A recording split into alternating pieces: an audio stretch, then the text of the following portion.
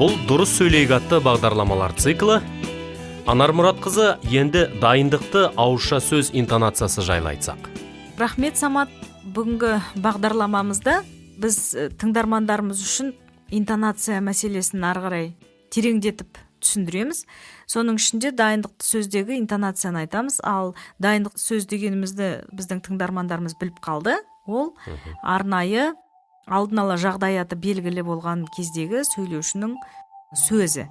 Енді бұндай сөз қай кезде жүзеге асады десек, көбіне кітаби тілдің стильдік тармақтарында.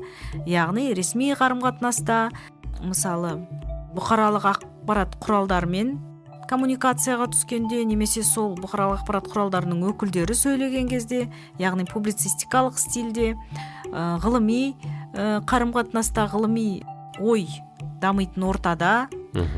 Сонан кейін тағы да бір көрініс табатыны енді көркем әдебиет стиліндегі туындыларды, шығармаларды сіз ауызша оқитын болсаңыз, міне осы дайындықты сөз жүзеге асады.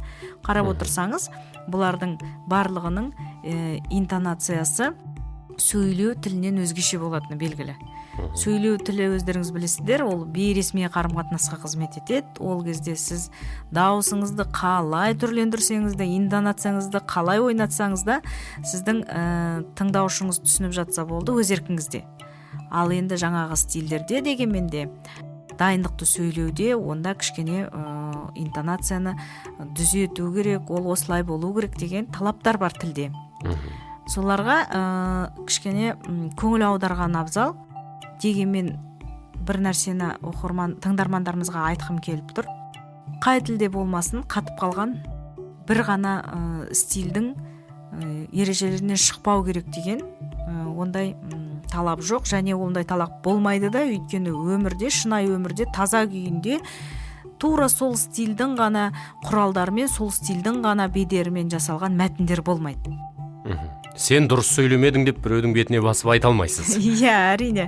Сен мына қағаз стилінде дұрыс сөйлемедің, немесе сен мынау публицистикалық стилде дұрыс айтпадың ойыңды деп айта алмаймыз.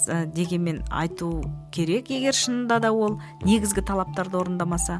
Ал мәтінде міндетті түрде, мысалы ресми қатынастағы іс-қағаз стиліндегі дайындалған мәтінде публицистика стиліне қатысты кейбір сөз қолданыстар жүру мүмкін, көркем әдебиет стиліне қатысты сөз қолданыстар жүру мүмкін.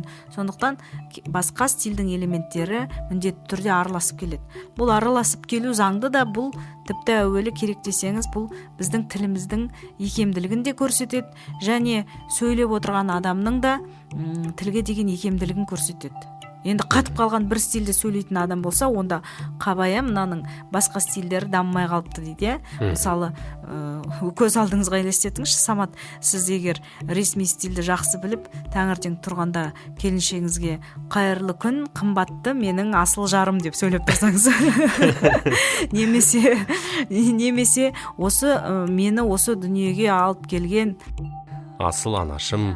Иә, асыл анашым, таңертеңгі асымызды ішейік деп, анашымыңызды шайға солай шақырмайсыз ғой, мысалы.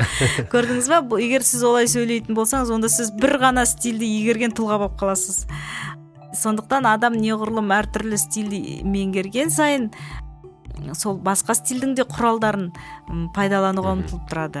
Ал енді дайындықты сөйлеудің дегенмен де өзіндік бір ұстануға қажетті принциптер бар. Соның ішіндегі интонациясындағы осындай принциптер туралы айтсақ, біздің бүгінгі тақырыбымызды ары қарай өрбіткенде, біз енді осы әртүрлі кітаби тілдің стильдік тармақтарындағы ауызша сөздегі интонацияны егжей-тегжей тоқталып кетерміз алдағы уақытта. Түсінікті. Көп рахмет сізге.